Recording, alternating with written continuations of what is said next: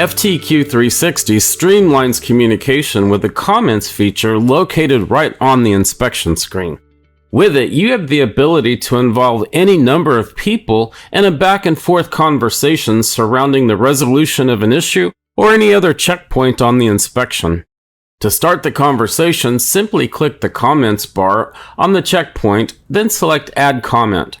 A comments box will appear below the checkpoint observation field. Type the @ symbol and the first few letters in the recipient's name to direct your conversation to someone specific. The autofill will suggest other users and responsible parties in your FTQ360 account. Select the right person, and then you can start typing your message. The recipient will automatically receive an email with your comment, along with a link back to the inspection so they can reply back to you. Once they do, you'll be notified with an email. The conversation in the comments section only appear on the inspection entry screen, so they won't print on the inspection PDF report. This is great to keep a record of the communication without having it appear on the official final report.